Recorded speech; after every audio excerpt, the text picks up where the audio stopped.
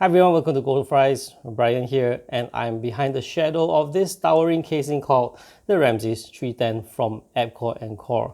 So I am going to come into the light right now to present myself to you. Welcome to the show, and I'm going to review this casing as always without scripting. Yes, because I find it more natural. So let's begin. The Ramesses 310 here is I would say an impressive looking casing. I've used it for a number of events and it always draws attention. And it's not surprising because it definitely scores top marks when it comes to appearance. It is a tall casing with small footprint, of which not many casings are like that. I can only think of one from Pentex, but that aside, yes, it is a beautiful looking casing.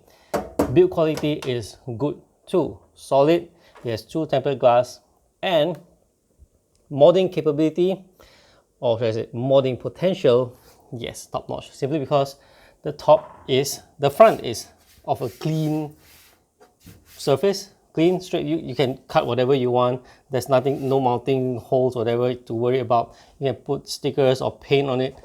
Even the top is as such. As you can see, I have not put any component inside because the build is really good. It's really heavy. So that's the good part about this casing. Downside, the casing has many flaws as a compromise from it being of a small footprint and tall.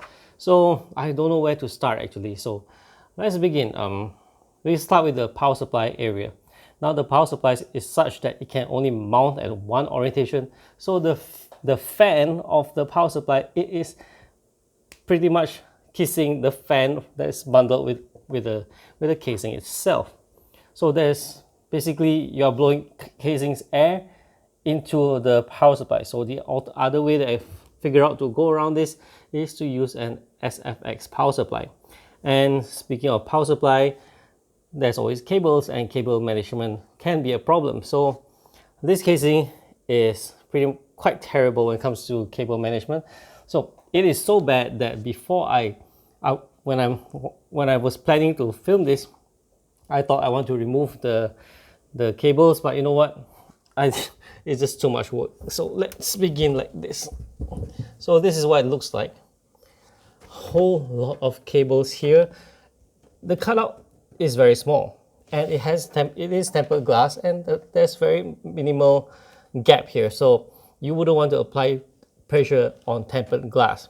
So in this aspect, it has huge problem because when you're having a setup, you want lights, you want to power the drives and everything. Surely the cable has to go somewhere.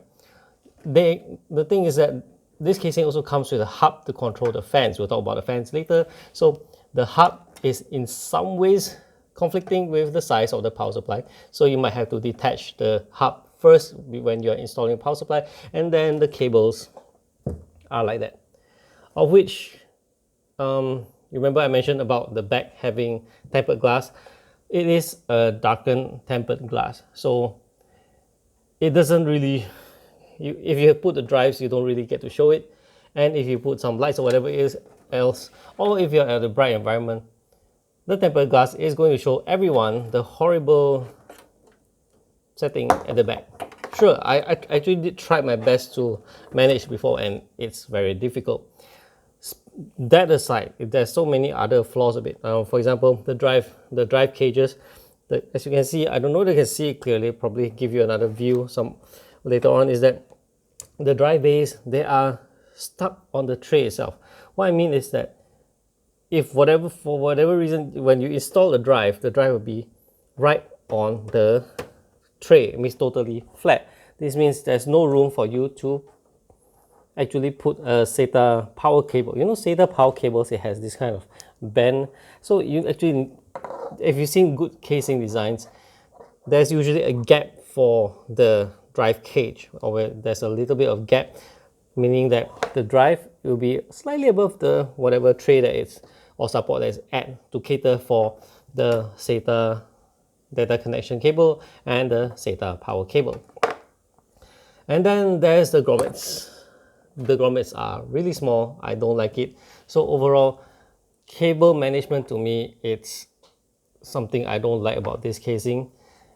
They just could have made even the cutout a little bit bigger. Even the cutout here is rather small actually. So the overall is a huge mess. And then let's talk about the fan. The fans are ugly. Let's jump to what the fan looks like. I don't want to open the panel here right now. So while I will try to open the panel, I'm going to show you guys some B-rolls of what the fan looks like. So I feel that the fans are ugly. Yes, these are the fans that I reviewed much earlier, or pretty much like the fan that I reviewed earlier. So they are, as you can see, located in such a way that it actually conflicts with so many other things. For example, if you want to install an AIO or radiator or whatever else, nope, the top portion will not fit it, neither will the one at the back. The one at the back, you might be able to fit 120 mm AIOs or RADs, but going by the space, I personally do not think so. Let's now that I've opened it, I'm going to show you exactly what it is over here. So this is the fan, and for you to look at it better, the fans, they are ugly. Two, because of the colored LED brackets at the side, the fan blades are actually smaller than typical 120 mm fans, even though it's a 120 mm fan size. So you will have an issue when it comes to maximizing your airflow. And two, the placement being horrible. I have no idea how you're going to put. You probably can dismantle this and put 240 mm radiators, I suppose, but then how are you going to run the tubing is a challenge itself. And then, as what I recommend, use an SFX power supply so you will not face that much of an issue when it comes to like mounting the RADs and the radiator and all. And same for this one over here. And there's two more fans right underneath at the bottom. Feel free to change them to whatever other fans that you think can improve the airflow. Now, the price. Abkoncore is a rather new brand in the market, and they're from Korea. And this casing, while I like it very much, I'm quite surprised and disappointed at the price point. Being a new brand, I would thought that they could have priced it more competitively to make a mark in their entry into the market, but apparently it isn't so. So you have a beautiful looking casing, no doubt about that. In fact, actually the front has RGB lights. But the bundled fans, they are not effective. They are, they are not good looking. In fact, the whole system itself is such that you're paying RM 799 for it. See, I was talking so much about all the aspects of it, I forgot to mention the price, which is RM 799. So you're paying 799 for something like this. I think it's, let's think about it this way. If you're a modder spending RM 799, which is about USD 200, that's quite a pricey sum for a casing that is the only redeeming point will be the unique dimension and the surface area for a modding purpose. But then for the other users, 799 for any casing is a stretch. And unlike, I have to bring in other brands. For example, if you have NZXT casings, they've included very beautiful RGB fans, and they have this smart something that they call it. I can't remember what it is right now, and that they can be controlled via NZXT's CAM software. And if you have used that software before, you know how detailed it is. I'm not saying it's the best. Everyone has their preference, but the NZXT CAM is such that it's so detailed that you can monitor software, it comes with software for you to monitor your hardware. You can change the settings, the lights for your fan, your LED, and everything else. And NZXT casings are solid too. So Abkoncore here at RM799 does not offer any of those. There's a hub that controls the fan and the RGB LED. And yes, it comes with remote control and all that. But it's still a stretch, RM799. If it was $699, maybe $599, I think it's okay, but $799 is a huge sum to pay for something with so many compromises. I'd like to say it's flawed, but I have to consider the fact that it is unique. It is tall, it has much room here, and it has a small footprint. And because of that, there are compromises. And therefore, given that the appearance, the build quality, and what's the other thing? And the modding potential available on this casing, but considering how the design is a little bit flawed here and there, I think $799 is, I've been using this word many times, it's a stretch. It's really a super duper huge stretch.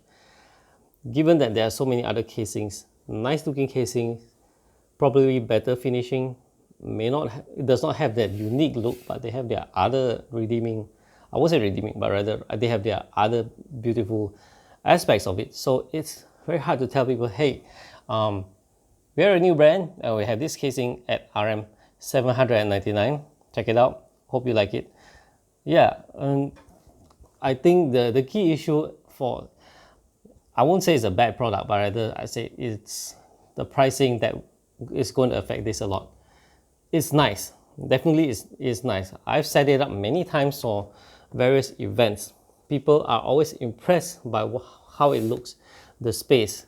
Even I didn't set the lights to fancy rainbow, of course. I match it to my theme, and yes, people like it. People are generally impressed by the casing and everything else until you tell them the price. That's when the jaw drops.